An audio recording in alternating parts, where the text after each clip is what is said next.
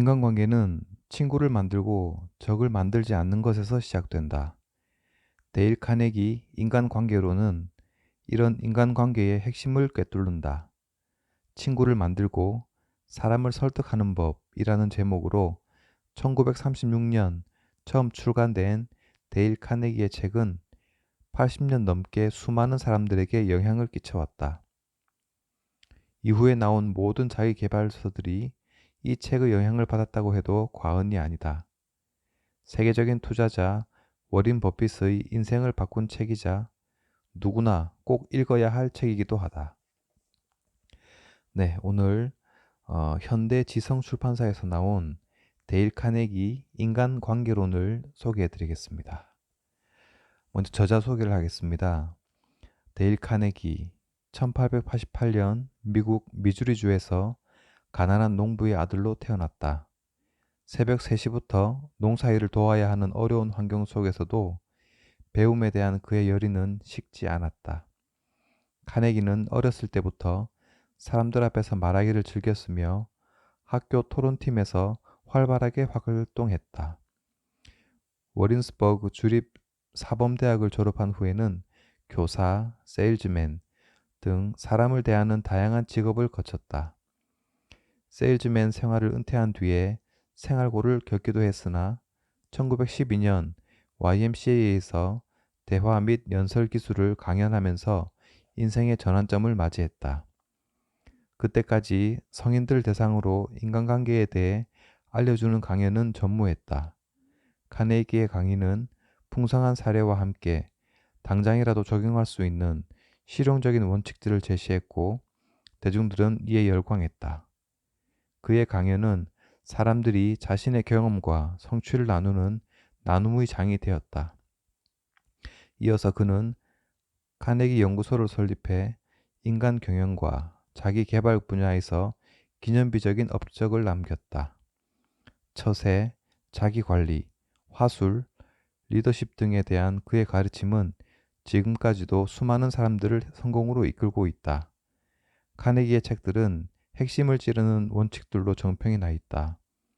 그가 펴낸 책 중에서도 데일 카네기 인간관계론, 데일 카네기 자기관리론, 데일 카네기 성공대화론 3부작은 불의의 고전으로 평가받고 있으며 특히 데일 카네기 인간관계론은 처음 출간된 이래 전 세계적으로 6천만 부 이상 판매된 최고의 인간관계 바이블이다. 그러면 본격적으로 한번 읽어보겠습니다. 바꾸고 싶고, 통제하고 싶고, 개선시키고 싶은 사람이 있는가? 좋은 일이다. 괜찮다. 정말 찬성하고 싶다. 하지만 먼저 자신부터 그렇게 만들어 보는 게 어떨까? 순전히 이기적인 관점에서 보아도 자신을 바꾸는 것이 다른 사람을 고치려고 애쓰는 것보다 훨씬 더 유익하다. 게다가 훨씬 덜 위험하다. 시인 로버트 브라우닝은 말했다. 먼저 자신과 싸우는 사람이 가치 있는 사람이 된다. 자신을 완벽한 사람으로 만들려면 지금부터 시작하더라도 크리스마스까지는 시간이 걸릴 것이다. 그러면 크리스마스 휴가는 편하게 쉬고 새해부터는 다른 사람을 비난하고 마음대로 할 수도 있을 것이다. 하지만 일단 당신이 먼저 완벽한 사람이 되어야 한다. 내 집 문 앞이 더러운데 이웃의 지붕에 쌓인 눈에 대해서 불평하지 마라 라고 공자는 말했다. 사람들과 관계를 맺을 때에는 사람이 논리적인 동물이 아니라는 점을 명심해야 한다. 우리는 편견으로 가득 차고 자부심과 허영으로 움직이는 감정적인 동물을 다루고 있는 것이다. 그리고 비판은 위험한 불꽃을 튀게 만든다. 이 불꽃은 자부심이라는 화약을 폭발하게 만들고 그 폭발은 때로 죽음을 앞당기기도 한다.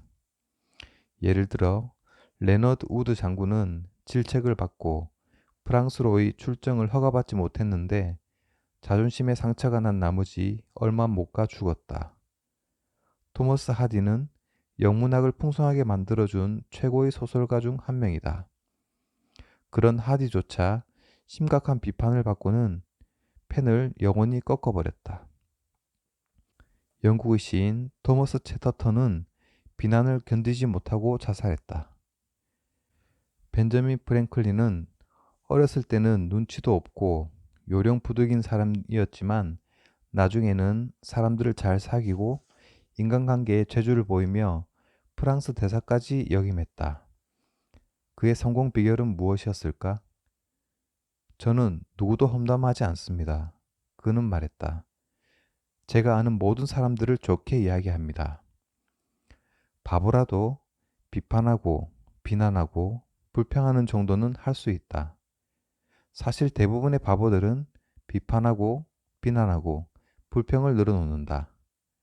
하지만 인품이 훌륭하고 자제력 있는 사람들은 다른 사람들을 이해하고 용서한다.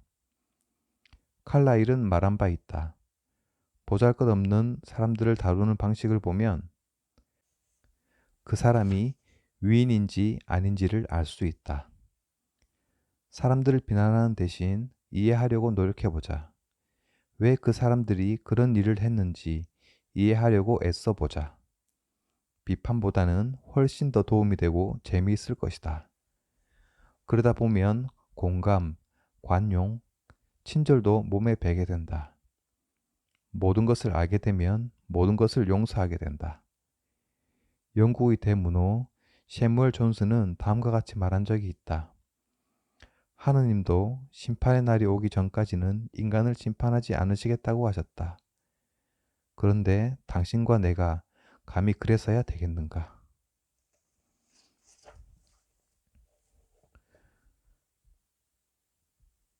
부하 직원들에게 열의를 불러일으키는 능력이 제가 가진 최고의 자산이라고 생각합니다. 사람이 가지고 있는 최고의 능력을 끌어내는 방법은 인정과 격려입니다. 상관의 비판만큼 야망을 죽이는 건 없습니다. 저는 그 누구도 비판하지 않습니다. 저는 일하고 싶은 동기를 부여해야 한다고 믿습니다. 그래서 저는 칭찬하고 싶어 하고 흠잡으려 들지 않습니다.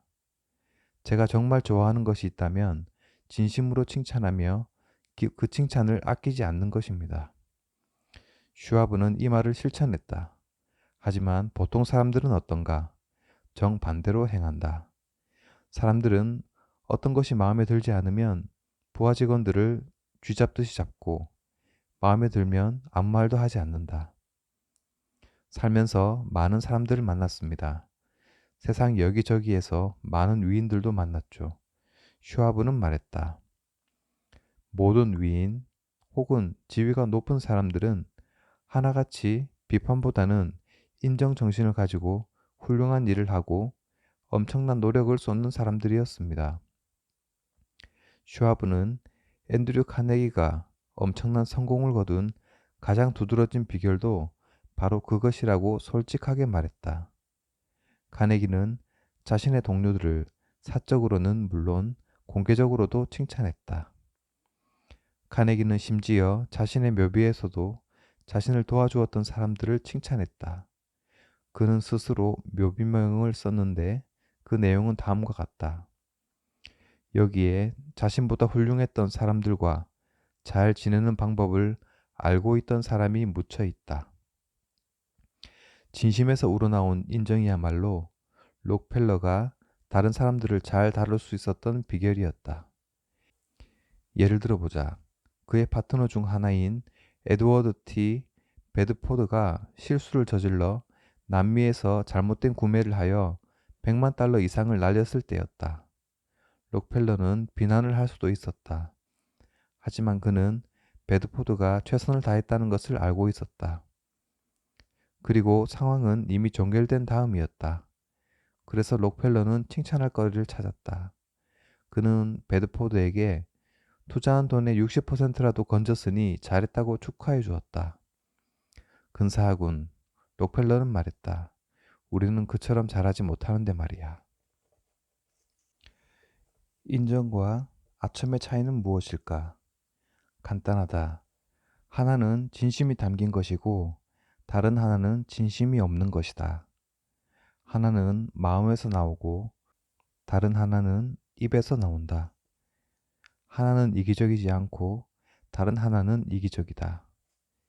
인정은 모든 사람들이 칭찬하지만 아첨은 모든 사람들이 비난한다. 최근에 멕시코시티 차풀테백 궁전에서 알바로 오브레곤의 흉상을 본 적이 있다. 흉상 아래에는 오브레곤 장군의 인생관을 보여주는 금원이 조각되어 있었다.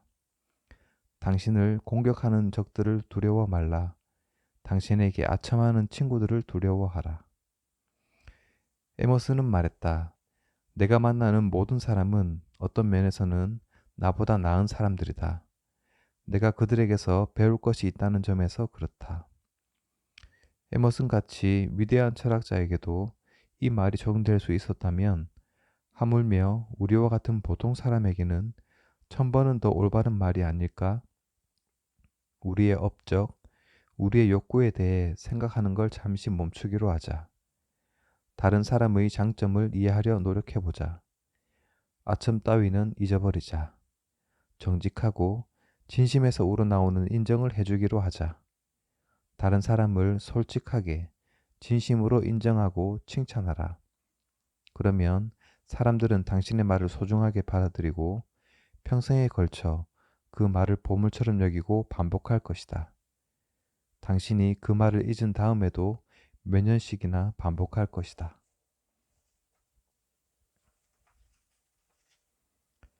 다음에 어떤 사람에게 어떤 일을 하도록 만들고 싶을 때 이를 반드시 기억하라.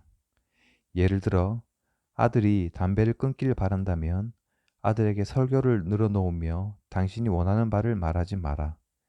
그 대신 담배를 피우면 아이가 원하는 야구팀에 들어갈 수 없다거나 100m 경주에서 이길 수 없다는 사실을 제시해야 한다.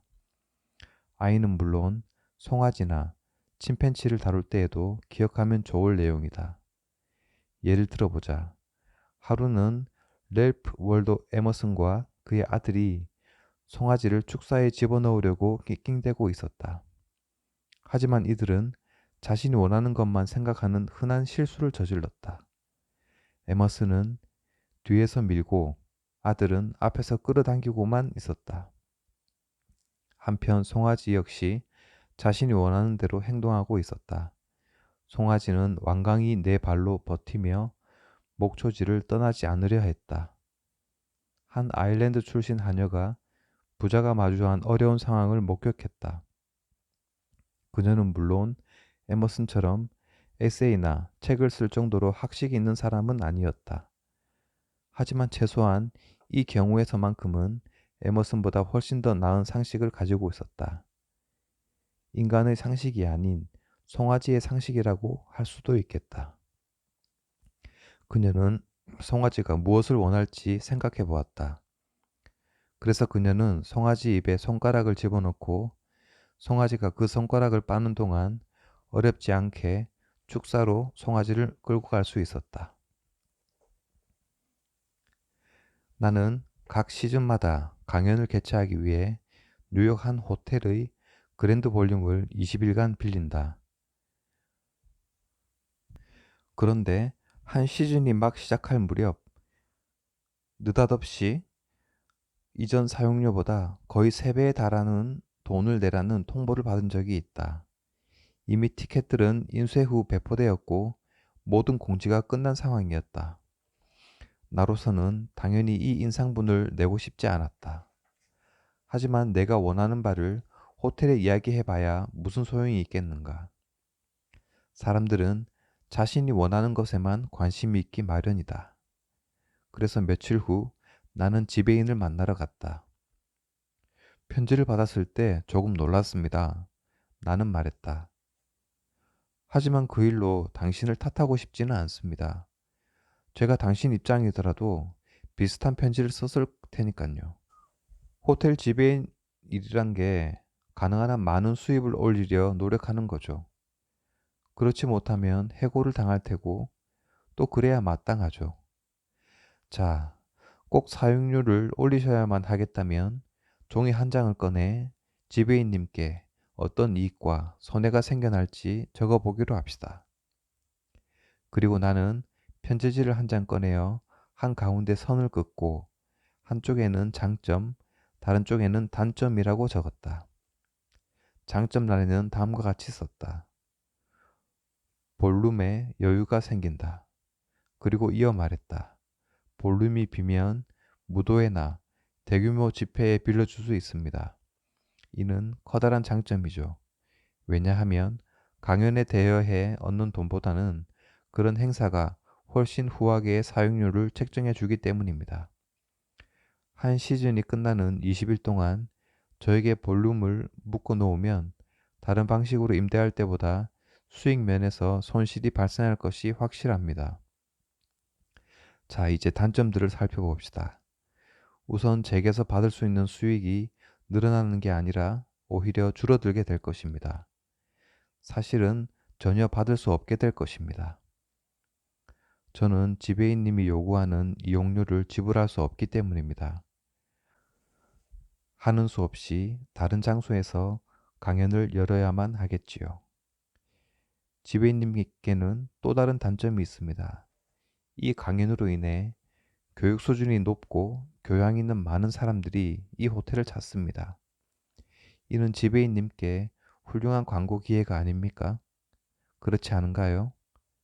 사실 지배인님이 신문에 5,000달러를 주고 광고를 실더라도 이번 강연 때문에 이 호텔에 오는 만큼의 사람들이 찾아오리라는 보장은 없습니다. 이는 호텔에 상당히 중요한 문제입니다. 그렇지 않은가요? 이야기를 하면서 나는 이 두 가지 단점들을 단점 항목 아래에 적었다. 그리고 이 종이를 지배인에게 건네며 말했다. 지배인님께서 장점과 단점을 잘 검토해 보시고 최종 결정을 알려주십시오. 다음 날 편지를 받았다. 편지에는 사용료를 300%가 아니라 50%더 받겠다는 내용이 적혀 있었다. 명심하라.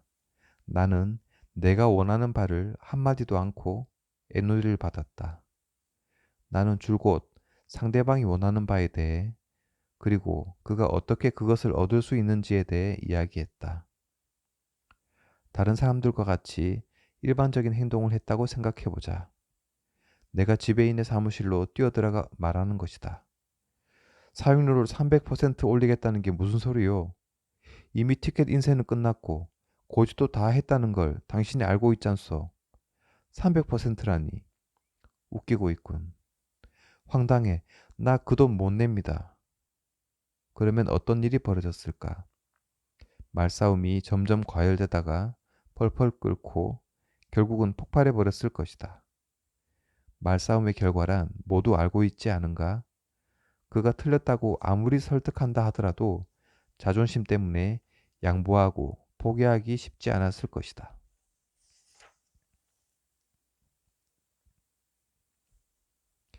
몇 년 전에 유명한 필라델피아 이비인후과 전문 병원을 찾은 적이 있다. 의사는 내 편도선을 알아보기 전에 무슨 일을 하고 있냐고 물었다. 그는 내 편도선의 크기에는 관심이 없었다. 다만 나의 재정 상태에만 관심이 있었다. 얼마나 나를 도울 수 있는지는 주요 관심사가 아니었다. 그의 주요 관심사는 내게서 얼마나 받아낼 수 있는가였다. 결과적으로 그는 한 푼도 받지 못했다. 내가 그의 인격 결핍에 대한 경멸로 가득 차서 병원을 나와버렸기 때문이다. 세상은 그런 사람들로 가득 차 있다. 자신의 이익만을 추구하는 자기 본위의 사람들 말이다. 이타적으로 다른 사람에게 봉사하려고 노력하는 사람들은 희귀하고 그런 사람들은 그만큼 엄청나게 유리한 입장에 있다. 경쟁자들이 거의 없기 때문이다. 오원 디 영은 이렇게 말했다. 다른 사람의 처지에서 생각할 수 있는 사람, 다른 사람이 어떻게 생각하고 있는지를 이해하는 사람은 자신의 미래에 대해 걱정할 필요가 전혀 없다. 이 책을 읽어 건질 수 있는 한 가지는 늘 다른 사람의 관점에서 생각하려는 경향, 다른 사람의 관점에서 사물을 보는 경향이 늘어날 수 있다는 것이다. 이 책에서 이 한 가지만 얻을 수 있어도 당신은 앞으로의 경력에서 중요한 주춧돌 하나를 얻는 셈이다. 지난번 하워드 서스턴이 브로드웨이 공연을 할 때 나는 그의 분장실에서 저녁을 같이 보냈다. 최고의 마술사이자 손 마술의 왕이라고 불리는 그 하워드 서스틴 말이다. 40년 동안 그는 세상을 쉬지 않고 돌아다니며 환상을 만들어내고 관객들을 어리둥절하게 하고 놀라움에 말문이 막히도록 만들었다. 6천만 명이 넘는 사람들이 그의 쇼를 보려고 돈을 지불했고 그는 200만 달러에 달하는 수익을 올렸다. 나는 서스턴에게 성공의 비결을 말해달라고 요청했다. 그가 받았던 교육은 성공과는 관계가 없었다. 그는 어릴 때 집에서 도망 나와 떠돌이가 되었다. 화물열차를 타고 다니며 건초 더미에서 자고 집집마다 돌아다니며 구걸을 하고 화물열차 밖 철로에 늘어선 표지판을 보며 글자를 깨우쳤다. 마술에 대한 지식을 가지고는 있었던가? 아니다. 그는 나에게 손 마술에 대해서 수백 권의 책이 이미 나와 있다고 했고 자신이 아는 만큼 알고 있는 사람이 적어도 수십 명은 된다고 했다. 하지만 그는 다른 사람에게는 없는 두 가지를 가지고 있었다. 첫째로 그는 자신만이 가진 매력을 청중들에게 전달하는 능력을 가지고 있었다. 그는 정말 뛰어난 쇼맨이었다. 그는 인간의 본성에 대해 알고 있었다. 그가 하는 모든 행동, 모든 제스처, 모든 억양, 모든 눈썹의 움직임이 사전에 철저하게 연습된 것이었다. 그가 하는 모든 행동은 초 단위로 쪼개져 계산되어 있었다. 하지만 그게 다가 아니었다. 서스틴은 사람들에게 진심으로 관심을 보였다. 그에 따르면 많은 마술사들은 관객을 보며 이렇게 말한다고 한다. 그래, 저기에 잘 속는 사람들이 있어. 얼간이들 뿐이야. 잘 속일 수 있을 거야. 하지만 서스턴은 완전히 달랐다. 그는 무대에 올라갈 때마다 이렇게 스스로에게 속삭였다고 한다. 이분들이 날 보러 오시다니 정말 고마운 일이야. 내가 좋아하는 방식으로 먹고 살 수 있는 건 다 이분들 덕분이지. 그러니 내가 할 수 있는 최선을 보여드려야지. 그는 다음과 같은 말을 몇 번이고 스스로에게 반복해서 말하고 무대에 올랐다고 했다. 나는 관객들을 사랑해. 관객들을 사랑해. 웃긴다고? 말도 안 된다고? 원하는 대로 아무렇게나 생각해도 좋다. 나는 그저 내가 들었던 역사상 가장 유명한 마술사 중 한 명이 말해준 비결을 아무런 코멘트도 달지 않고 전달하고 있을 뿐이다. 루즈벨트의 흑인 시종이었던 제임스 E. 에이머스는 시어도스 루즈벨트 시종의 영웅이라는 책을 썼다.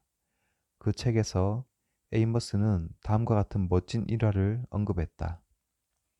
한 번은 아내가 대통령께 메추라기에 대해 물은 적이 있다. 아내는 한 번도 메추라기를 본 적이 없었다. 대통령께서는 자세하게 그녀에게 설명해 주었다. 그리고는 얼마 후 우리가 사는 작은 집에 전화가 울렸다. 아내가 전화를 받아보니 전화한 분은 다름 아닌 루즈벨트였다. 우리 집 창 밖에 지금 메추라기가 있으니 밖을 보면 메추라기를 볼 수 있을 거라고 말해주려고 전화하신 것이었다. 이런 소소한 일들이야말로 루즈벨트가 어떤 분이었는지 잘 보여주는 일화였다. 그분이 우리 집을 지날 때는 우리가 보이지 않더라도 언제나 소리치며 지나가셨다. 안녕 애니? 안녕? 안녕 제임스? 지나가며 우리에게 보내는 친근한 인사였다. 이런 사람을 어떤 직원이 좋아하지 않을 수 있겠는가? 누구라도 그를 좋아할 수밖에 없었을 것이다. 하루는 임기가 끝난 루즈벨트가 태프트 대통령 부처가 부재 중일 때 백악관을 찾았다. 평범한 사람들을 정말 좋아하는 그의 마음씨는 예전 백악관 하인들의 이름을 모두 기억하며 그들의 이름을 하나하나 불러주었던 데서도 드러났다. 심지어 식기 닦는 하녀의 이름까지도 기억하고 있었다. 다음은 아치버트가 전하는 말이다. 부엌에서 일하는 하녀 앨리스를 보았을 때 루즈벨트는 그녀에게 아직도 콘브레드를 만드냐고 물었다. 앨리스가 하인들을 위해 가끔 만들지만 윗분들은 전혀 드시지 않는다고 말하자 루즈벨트는 입맛이 형편없는 사람들이군 이라고 큰 소리로 말했다. 다음에 대통령께 말해야겠군.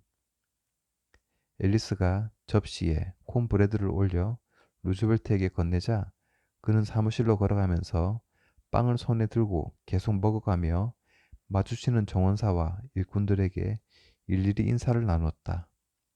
루즈벨트는 예전과 전혀 다를 바 없이 만나는 모든 사람들에게 말을 건넸다. 이 사람들은 지금도 그 이야기를 한다. 아이크 후보는 눈물이 그렁그렁한 채 말했다. 거의 2년 만에 처음으로 행복한 날이었어요. 100달러를 준다고 해도 우리 중 그 누구도 그 경험과 바꾸지 않을 거예요.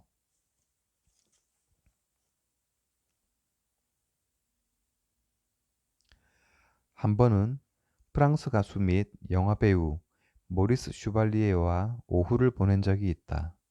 솔직히 나는 실망했다. 무뚝뚝하고 말수가 적은 그는 내가 생각했던 사람이 전혀 아니었다. 하지만 그가 미소를 짓자 모든 게 달라졌다. 마치 구름을 뚫고 햇빛이 비치는 것 같았다. 그 미소가 아니었다면 모리스 슈발리에는 파리에서 아버지와 형의 직업을 따라 여전히 수납장이나 만들고 있었을 것이다. 말보다는 행동이 중요하다. 미소는 이렇게 말한다. 당신이 좋아요. 당신은 나를 행복하게 해주어요. 당신을 보게 되어 정말 좋아요. 그래서 개들이 인기가 있는 것이다. 개들은 우리를 보고 기쁨을 참지 못해 펄쩍펄쩍 뛰어다닌다. 당연히 우리는 그런 개들을 보고 기분이 좋아질 수밖에 없다. 진심에서 우러나오지 않은 가식적인 미소라고? 아니다. 그런 미소는 아무도 속일 수 없다. 우리는 그런 웃음이 기계적인 웃음이란 걸 쉽게 알아채고 싫어한다.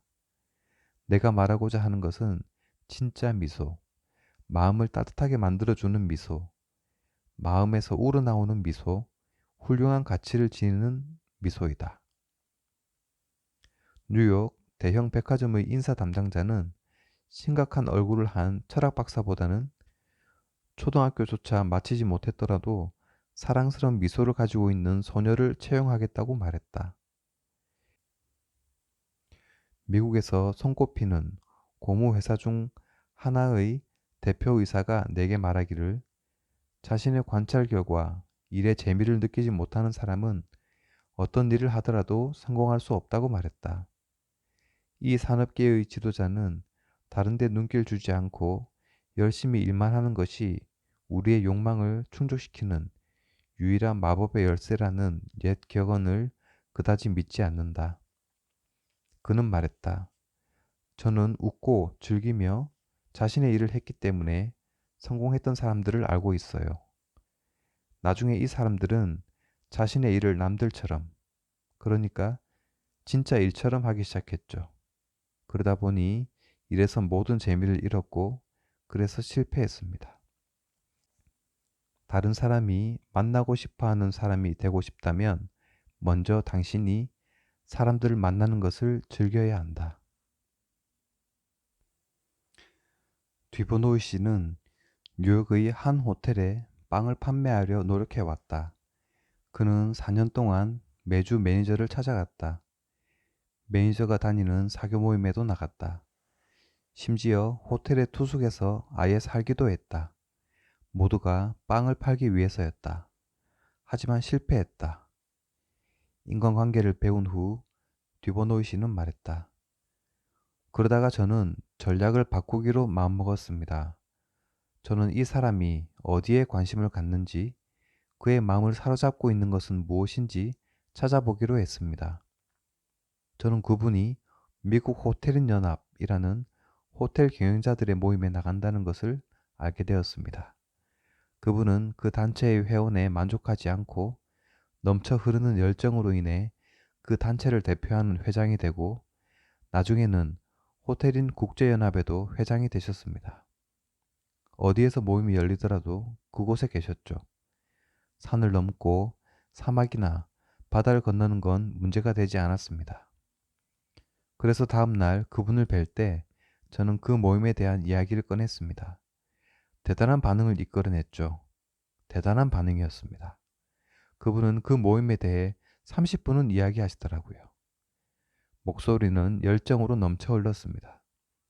저는 그 모임이 그분의 취미이자 평생의 열정이라는 것을 너무나 분명히 알 수 있었습니다. 그분 사무실을 떠나기 전 그분은 제게 그 단체 회원권을 파셨습니다. 그러는 동안 저는 빵에 대해선 한마디도 하지 않았습니다. 하지만 며칠 후 그 호텔 직원이 제게 전화를 했습니다. 샘플과 가격표를 가지고 오라고요. 그 직원은 저를 환영하며 말했죠. 우리 사장님께 무슨 짓을 했는지는 알 수 없지만 사장님은 확실히 당신에게 넘어간 것 같아요. 생각해 보세요. 4년 동안이나 그분을 쫓아다녔죠. 그분 호텔에 빵을 납품하려고요. 아마 지금도 그러고 있었겠죠. 그분이 어디에 관심이 있고 어떤 이야기를 좋아하는지 알아내려 애쓰지 않았다면 말입니다.